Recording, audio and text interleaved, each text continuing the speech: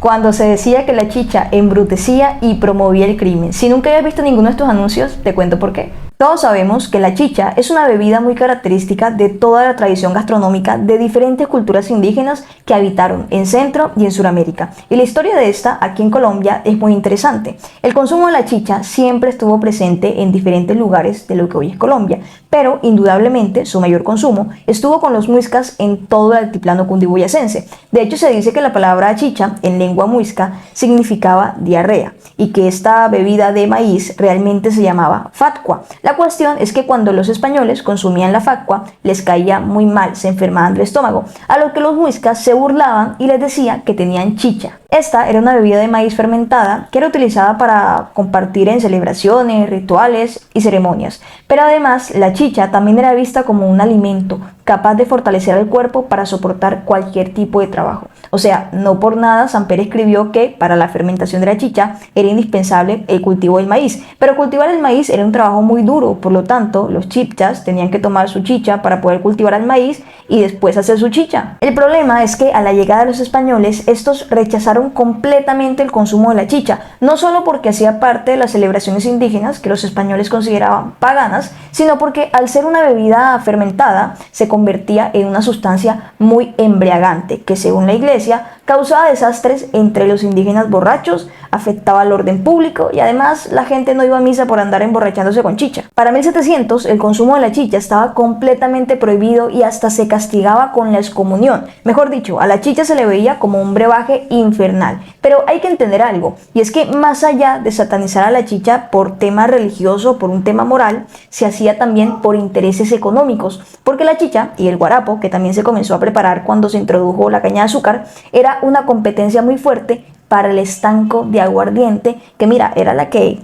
le dejaba plata a las autoridades españolas. Pero vea, la chicha resistió a toda esa vaina y tomó un papel mucho más importante del que tenía antes, porque pasó a ser un elemento integrador de diferentes sectores sociales. O sea, básicamente la chicha dejó de ser consumida solo por indígenas y pasó a ser consumida por mestizos, por negros y hasta por criollos. Y justamente por eso surgieron las chicherías, que era el lugar donde la gente iba a tomar su chicha, pero además fue el lugar donde mucha gente se reunió para conspirar en contra del imperio y planear la independencia. Pero adivinen quién llegó ahora sí para desaparecer casi que por completo a la chicha. Sí, esa que usted se toma todos los viernes, la cerveza.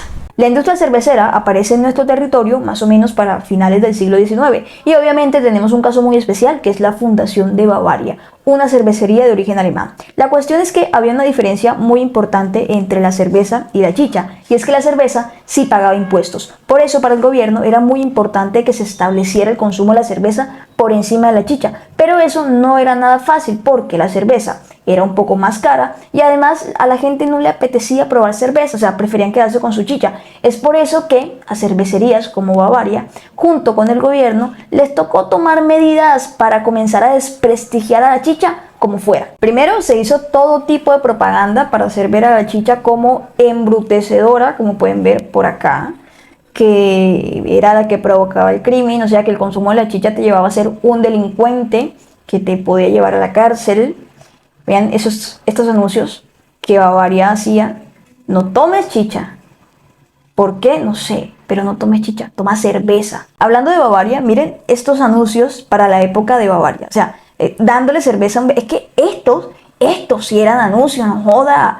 Que el pelado tome cerveza, no ahora que yo me tomo 2 cervezas y ya quedo sentada para toda la noche. Y segundo, se agarraron de la falta de higiene, porque obviamente la chicha era una bebida hecha de forma artesanal. O sea, el maíz se masticaba, se ensalivaba, eso lo hacían las mujeres, hacía parte de la preparación. Y además se dejaba fermentando, se deja fermentar por muchos días en espacios o habitaciones que no tenían nada de higiene. Ok, pero ¿qué pasó? O sea, ¿acabaron o no acabaron con la chicha? ¿Qué pasó? A ver, hay gente que dice que se prohibió la chicha, que lograron prohibir la chicha, pero realmente lo que pasó es que la regularon, porque en varios decretos y en la ley 34 de 1948 se dispuso que para poder vender esas bebidas fermentadas tenían que cumplir con unos requisitos. Tenían que tener licencia sanitaria, tenían que cumplir con varios procedimientos industriales y tenía que venderse en envases cerrados, individuales y de vidrio. Entonces, si no cumplía eso, no se podía vender ni chicha ni nada. Así que, prohibición, no. pero sí fue una cachetada, sí, toma, por andar vendiendo chicha. ¿Y saben en qué momento se logró por fin esas regulaciones para acabar con el comercio de la chicha? Justamente con el Bogotazo, porque todos esos desastres ocurridos a raíz de la muerte de Gaitán fueron atribuidos a la chicha. O sea, de verdad, dijeron que la gente se emborrachó con chicha y salió a quemar toda la ciudad. Y lo curioso es que los historiadores del tema del Bogotazo dicen que la gente que sí se emborrachó lo hizo fue con whisky y con aguardiente de los supermercados que habían robado, que habían destruido, que habían atacado. De allí fue que sacaron todo eso para emborracharse.